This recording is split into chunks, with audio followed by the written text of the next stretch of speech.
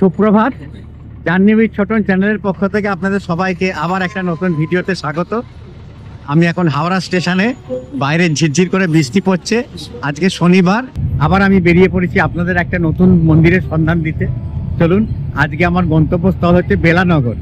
আমি এখন হাওড়া থেকে বেলানগর যাব। বেলানগরে গিয়ে আমি আপনাদের একটি সুন্দর মন্দির দর্শন করাবো। ওটা মন্দির না বলে আশ্রমও বলা যায়। ওই মন্দিরের নাম হচ্ছে দন্ত মন্দির, যা সবাই বেলানগর রামকৃষ্ণ আশ্রম বলে চেনে। চলুন তাহলে, এবার আমি হাওড়া স্টেশনের ভেতর ঢুকছি। বারুইপাড়া লোকাল 5 নম্বর প্ল্যাটফর্মে দিয়ে দিয়েছে।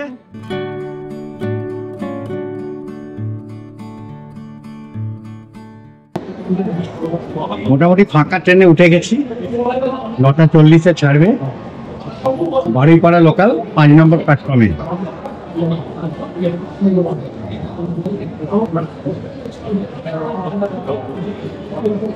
মাত্র হাওড়া থেকে মানে রেলওয়ে দূরত্ব হচ্ছে 9 কিলোমিটার, আর 17 মিনিট সময় নেবে। আর মাঝখানে 3খানা স্টেশন থামবে, তাই বসার জায়গা না পেলেও কোনো অসুবিধা নেই। একদম ট্রেন ফাঁকা। এই দেখুন, আপনাকে দেখি ট্রেন একদম ফাঁকা। ঠিক 9টা 42-এ আমাদের ট্রেন 5 নম্বর প্ল্যাটফর্ম থেকে ছেড়ে দিল বারুইপাড়া লোকাল। আর 3টে স্টেশনের পরে আমাদের আসবে বেলানগর। ওই বেলানগরে আমি নামবো।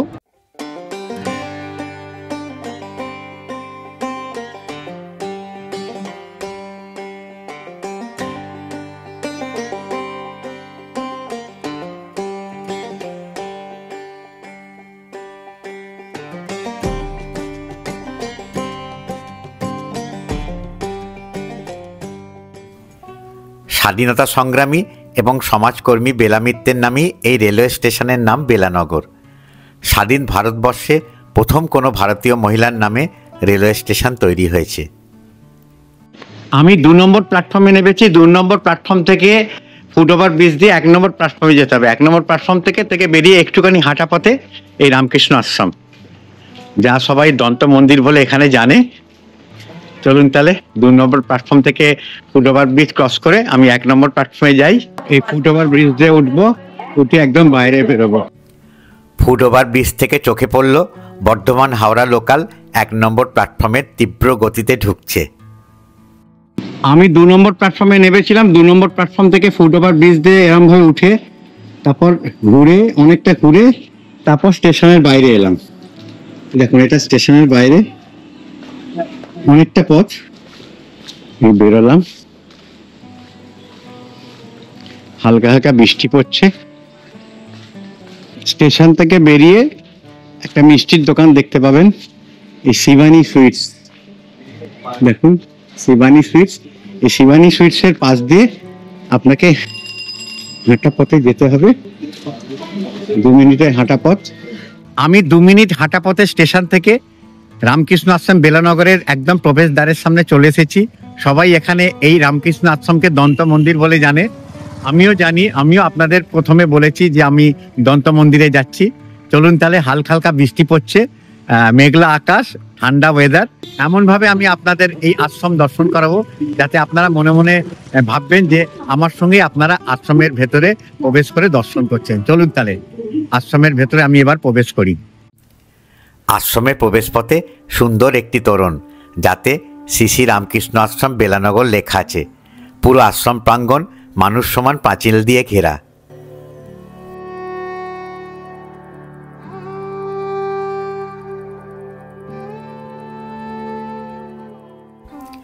প্রবেশ করে প্রথমেই বাম দিকে বাচ্চাদের 2টি স্লাইড, যা দেখে বোঝা যাচ্ছে এখানে বাচ্চাদের আগমন ঘটে খেলার জন্য।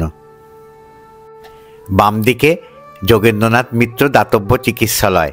শ্রী শ্রী রামকৃষ্ণ পরমহংসদেবের নামে মঠ বা আশ্রম থাকলে সেখানে অবশ্যই দাতব্য চিকিৎসালয় থাকবে মানব সেবার জন্য। ডান দিকে একটু এগোলেই একটি দ্বিতল বাড়ি, যার সামনে লেখা আছে আশ্রমের প্রতিষ্ঠাতা শ্রীমৎ স্বামী সমুদ্ধানন্দ মহারাজের শতবার্ষিকী ভবন, যার তলায় পুস্তক বিক্রেতার কাউন্টার আছে, যা এখন বন্ধ। 1952 খ্রিস্টাব্দে গুরু মহারাজ শ্রীমৎ স্বামী সমুদ্ধানন্দ মহারাজ এই আশ্রম প্রতিষ্ঠা করেন।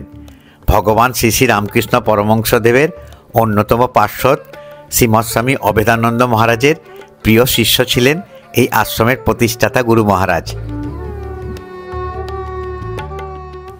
দ্বিতল ভবনের পাশেই সাদা পাথরের মেঝের মধ্যিখানে অপূর্ব পদ্মবেদীর ওপর তুলসী মঞ্চ।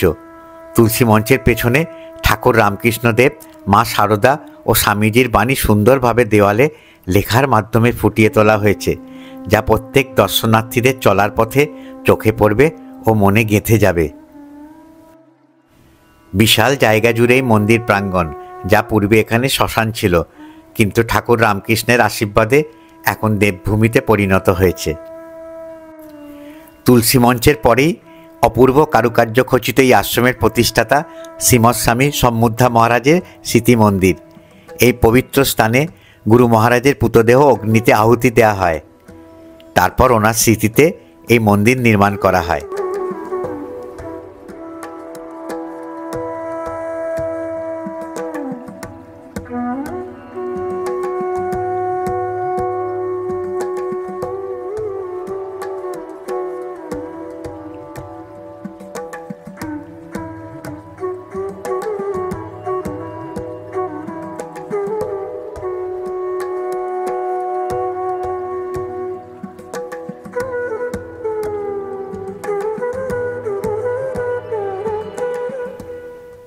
গুরু মহারাজের স্মৃতি মন্দিরের পাশেই ওনার পরম পূজনীয়া মায়ের সমাধি মন্দির।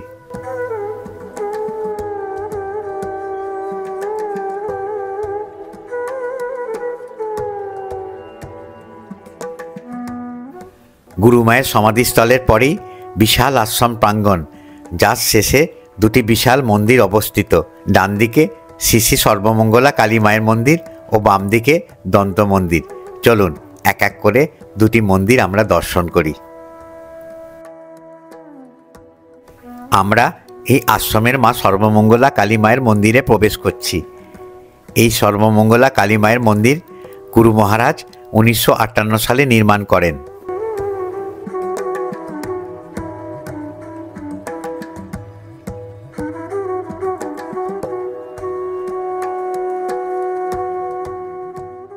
মন্দিরে প্রবেশ করেই বিশাল উপাসনা কক্ষ।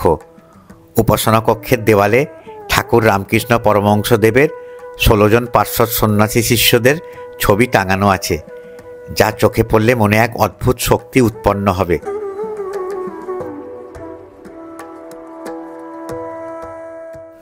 উপাসনা কক্ষের ডান দিকে এই আশ্রমের গুরু মহারাজের মূর্তি সুন্দরভাবে দেওয়ালের ভেতরে কারুকার্য করা মন্দিরে অধিষ্ঠিত।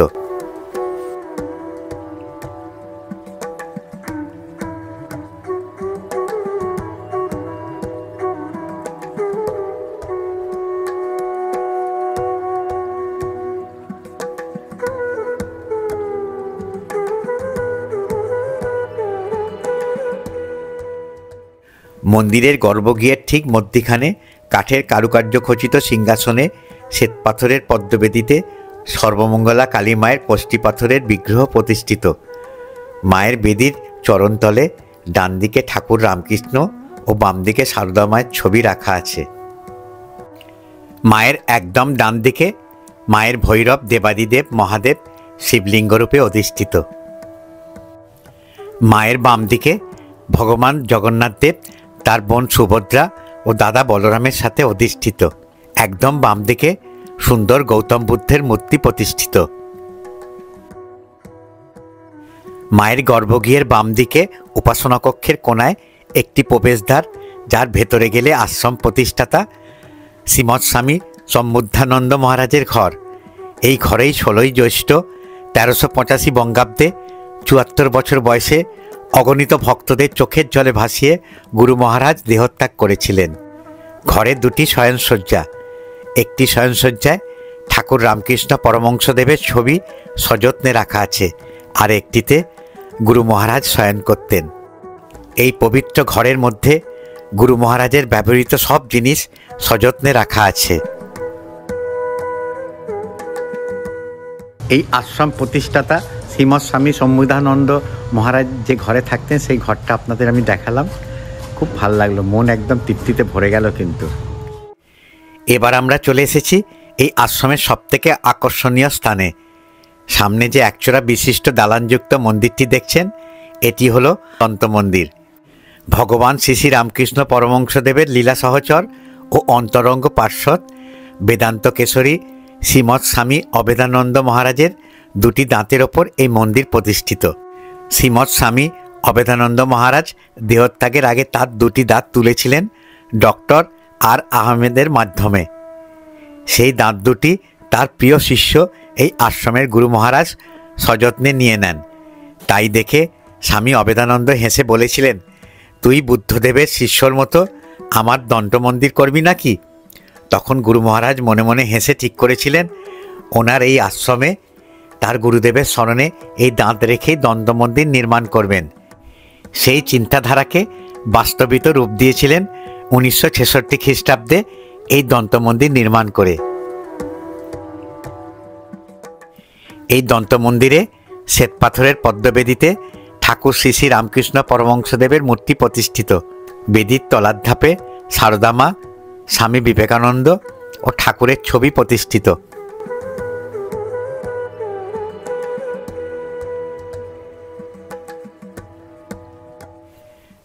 ঠাকুরের ডান দিকে শ্বেতপাথরের বেদিতে স্বামীজির মূর্তি প্রতিষ্ঠিত।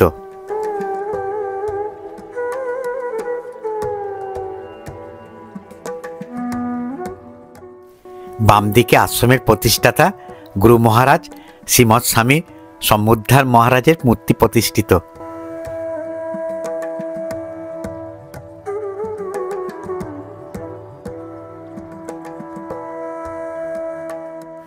দন্ত মন্দিরের ডান দিকে নবনির্মিত সাধুনিবাস।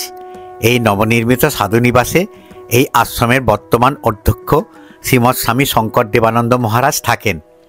আমি জানলাম ওনার আজ খুবই শরীর খারাপ, তাই কোনো ভক্তের সাথে দেখা করতে পারবেন না। আমরা এবার এই আশ্রমের পঞ্চবটী বনে যাচ্ছি আপনাদের দর্শন করানোর জন্য। অপূর্ব পরিবেশ কিন্তু। মন্দিরের পেছনে বিশাল বাগান ও বহু প্রাচীন একটি পুষ্করিণী। বাগানের মাঝখানে প্রাচীন বটবৃক্ষের তলায় লাল বেদির উপর পরপর দুটি শিবলিঙ্গ। এই শিবলিঙ্গ দুটি গুরু মহারাজ প্রতিষ্ঠিত করেছিলেন। দেবাদিদেব মহাদেব এখানে সুধানাথ ও বিশ্বনাথ রূপে পূজিত হন। শিবরাত্রির পুজোয় বহু মানুষের সমাগম হয় এই পঞ্চবটী বনে বাবার মাথায় জল ঢালবে বলে।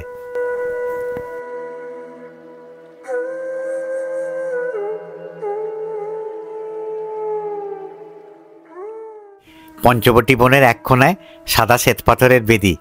এই বেদির তলায় শ্রীমৎ স্বামী সমুদ্ধানন্দ মহারাজের গুরুদেব শ্রীমৎ স্বামী অবেদানন্দ মহারাজের পুত অস্থি পতিত আছে। বিশাল বাগান, কিন্তু একদম বাগানের রক্ষণাবেক্ষণ করা হয় না। বাগানের মাটিতে বটবৃক্ষের শেকড় ছড়িয়ে গেছে, কোনো গাছ সেইভাবে লাগানো নেই। প্রাচীন বৃক্ষগুলি শুধু হাঁ করে দাঁড়িয়ে আছে তাদের দুঃখের কথা আশ্রমে আসা দর্শনার্থীদের ব্যাকুলভাবে জানানোর জন্য। বাগানের করুণ অবস্থা দেখে আমার মনটা খুবই খারাপ হয়ে গেল। বাগানের এক কোণায় বহু পুরনো পুষ্করিণী, যা অনেক দিন সংস্কার করা হয়নি। কি স্নিগ্ধ মনোরম পরিবেশ পুরো আশ্রমটা ঘিরে। কিন্তু আপনারা যদি মনে করেন একদিন এখান থেকে কিন্তু ঘুরে যেতে পারেন। কলকাতার হাওড়া স্টেশন থেকে মাত্র 9 কিলোমিটার দূরে, একদম স্টেশন থেকে 2 মিনিট হাঁটা পথে আপনারা এই আশ্রমে চলে আসতে পারবেন। সামনে পুষ্করিণীর পুরনো ঘাট।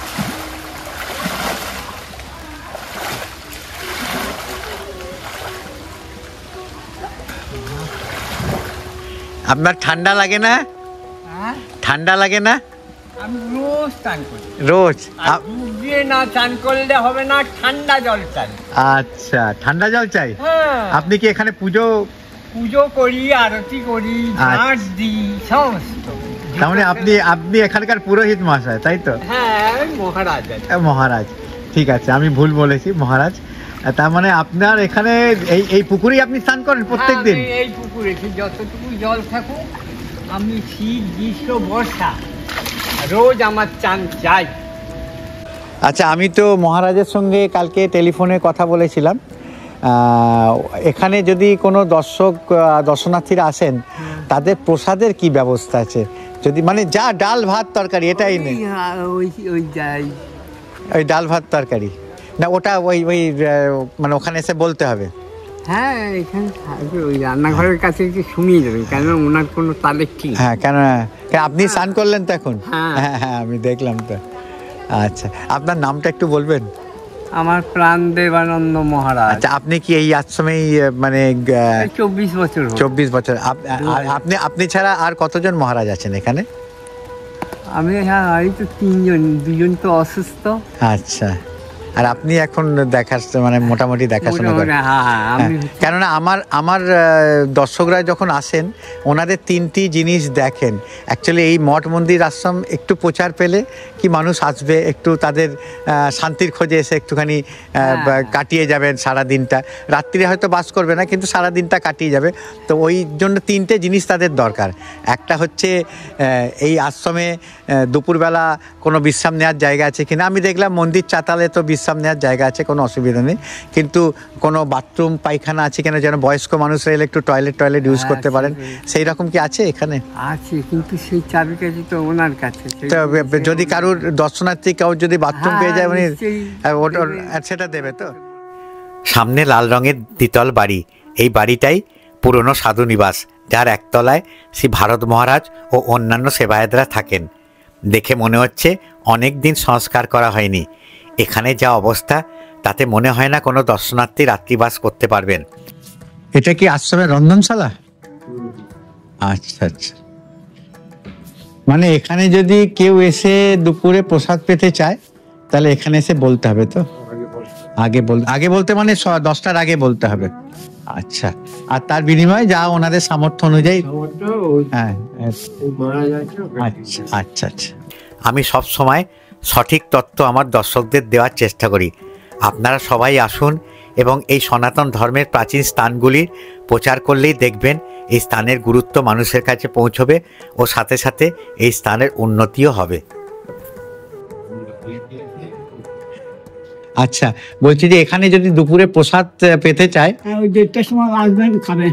না, ওটা আগে 10টার আগে বলে দিতে হবে তো? ওকে বললেই হবে, আপনি যা পারেন মাকে দেন, 50 টাকা 100 টাকা। ঠিক আছে, আমি মিষ্টি এনে দিলেই হবে। না কিছু নাই, আমি প্রসাদ প্রসাদ আজকে গ্রহণ করব না। আপনি অবশ্যই আসবেন, না কালকে আসবেন, কালকে রোববার মায়ের উৎসব। ঠিক আছে, আমি একটুখানি এই 50 এইটা একটু রাখুন আপনি। একটু প্রসাদ দেন আমাকে। ভারত মহারাজ আমাকে মায়ের পুজোর মিছরি দিলেন, যা আমার কাছে অমৃতের সমান। আমি আশ্রমের রন্ধনশালায় গিয়েছিলাম, খুবই করুণ অবস্থা রন্ধনশালার, কেননা এখানে যেহেতু বেশি ভক্ত আসেন না বলে এই আশ্রম উন্নতিও হচ্ছে না। তো আমার ভিডিওর মাধ্যমে আপনারা অতি অবশ্যই কিন্তু এই প্রাকৃতিক মনোরম পরিবেশে চলে আসবেন, দেখবেন আপনাদের মন তৃপ্তিতে শান্তিতে ভরে যাবে। একটা আধ্যাত্মিক পরিবেশ ঘেরা এই আশ্রম, কিন্তু একটা প্রবলেম আছে এই আশ্রমে, কিন্তু যেটা সব ব্লগাররা বলে থাকে যে আশ্রমে ভোগ প্রসাদের ব্যবস্থা আছে, কিন্তু আমি যা দেখলাম আপনাদের ভোগ প্রসাদের ব্যবস্থা আছে। আপনারা যদি সকাল 10টার আগে এসে রন্ধনশালা এসে বলতে পারেন যে আমি আজকে প্রসাদ খাবো, আপনাকে কিন্তু প্রসাদ দেয়া হবে। কিন্তু সেই প্রসাদটা কিন্তু কোনো যেমনি পদ হয় না, 8 রকম 10 রকম পদ, ভিডিওতে সব বলে থাকে যে 8 রকম 10 রকম পদের প্রসাদ, কিন্তু এখানে ডাল ভাত তরকারি, যা আশ্রমের যে সেবায়েতরা আছেন তারা যে দুপুরের প্রসাদ খাবেন সেই প্রসাদই আপনাকে দেয়া হবে। ডাল ভাত তরকারি তার ভেতরই সীমিত। তো আপনারা যদি মনে প্রাণে সেই প্রসাদ গ্রহণ করতে চান তাহলে আপনারা এসে সকাল 10টার আগে অতি অবশ্যই বলে দেবেন যে আমি আজকে দুপুরবেলা প্রসাদ খাবেন, তাহলে আপনাকে নিশ্চয়ই এই আশ্রম থেকে প্রসাদ দেওয়া হবে। আমার ভিডিও দেখে যদি আপনারা এই আশ্রমে আসেন তাহলে মনে একটা চিন্তা ভাবনা নিয়ে আসবেন যে এই আশ্রমে এলে আপনারা আপনাদের সামর্থ্য অনুযায়ী কিছুটা দান করবেন। সেই দানের যে পরিমাণ, সেই পরিমাণটা আপনাদের সামর্থ্য অনুযায়ী, আমি আপনাদের কিছু বলবো না, কেননা এই সনাতন ধর্মের যত মঠ মন্দির আশ্রম আছে সবই কিন্তু দান অনুদানের ওপর চলে। তো সেইটা আপনারা চিন্তা ভাবনা করবেন। আর যদি প্রসাদ গ্রহণ করতে চান তাহলে 10টার আগে কিন্তু এসে এই আশ্রমে রন্ধনশালা এসে বলে দিতে হবে। তো ওনারা যা করবেন, ডাল ভাত তরকারি, যা ডাল ভাত আলু সেদ্ধ যেটাই ওনারা খাবেন ওটা আপনাদের কিন্তু মনে প্রাণে ভালোবেসে আপনাদের দেবেন। এই সত্যি ব্যাপারটা আপনাদের জানিয়ে দিলাম, যাতে আপনারা যখন এই আশ্রমে আসবেন সেই চিন্তা ভাবনা নিয়ে কিন্তু এই আশ্রমে আসবেন। আশ্রমের চারিপাশে ঘুরতে ঘুরতে আমার চোখে পড়ল আশ্রম প্রাঙ্গণের পেছনের রাস্তায় সুন্দর একটি শ্রী শ্রী রামকৃষ্ণ পরমহংসদেবের মন্দির গড়ে উঠেছে। এখানে স্থানীয় পাড়ার ছেলেরা স্বামী বিবেকানন্দের চিন্তাধারায় অনুপ্রাণিত হয়ে মানব সেবার কাজে লেগে পড়েছে। তাদের প্রচেষ্টায় গড়ে উঠেছে এই অপূর্ব ভগবানের ভাণ্ডার। চলুন একবার ঠাকুর, সারদা মা ও স্বামীজিকে দর্শন করে আসি।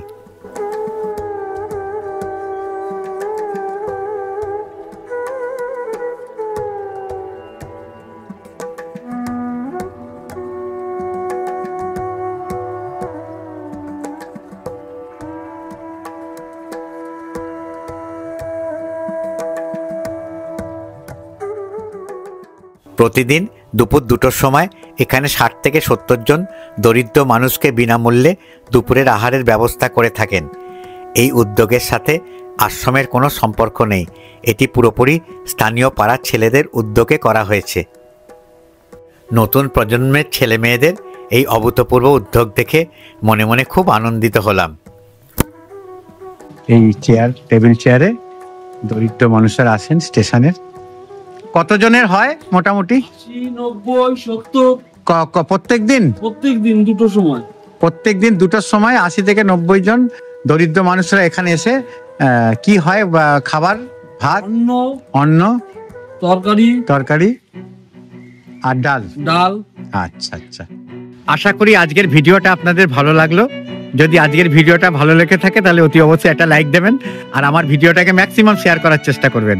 আপনারা যত বেশি শেয়ার করবেন তত বেশি বয়স্ক মানুষেরা বাড়িতে বসে আমার ভিডিওর মাধ্যমে নানান দর্শনীয় স্থান, মঠ, আশ্রম, মন্দির দেখার সুযোগ পাবে। আপনারা যদি আমার চ্যানেলে নতুন দর্শক হয়ে থাকেন তাহলে আমি আমার পরিচয়টা বলে দিই। আমার নাম অলোক, ডাকনাম ছোটন। আমি নানান দর্শনীয় স্থান, মঠ, আশ্রম, মন্দির ঘুরে বেড়াই এবং তার ভিডিও তুলে আমার চ্যানেলের মাধ্যমে দেখাই। আশা করি আপনাদের আমার ভিডিওগুলো ভালো লাগে। যদি সত্যি আমার ভিডিওগুলো ভালো লেগে থাকে আর আগামী দিনে আমার ভিডিও দেখতে ইচ্ছুক হন তাহলে আমি আপনাদের রিকোয়েস্ট করব আমার চ্যানেলকে সাবস্ক্রাইব করতে, আর আমার চ্যানেলে গিয়ে অনেক মঠ, মন্দির, আশ্রমের ভিডিও আছে, সেইগুলো দেখে আমাকে কমেন্টে জানাবেন কেমন লাগলো। তাহলে আমি আজ ভিডিওটা এখানেই শেষ করছি। শেষ করার আগে আবার আমি আপনাদের বলছি, যদি আমার চ্যানেলকে আপনারা সাবস্ক্রাইব করেন তাহলে বেল আইকনটা টিপে দেবেন, তাহলে আমি যখনই কোনো নতুন ভিডিও আপলোড করব তার নোটিফিকেশন আপনারা সঙ্গে সঙ্গে আপনাদের মোবাইলে পেয়ে যাবেন। তাহলে আমি ভিডিওটা আজ এখানেই শেষ করছি। আবার আপনাদের সামনে আসবো আবার একটা নতুন ভিডিও নিয়ে আমার চ্যানেল জার্নি উইথ ছোটনের মাধ্যমে। তাহলে এখানেই শেষ করলাম।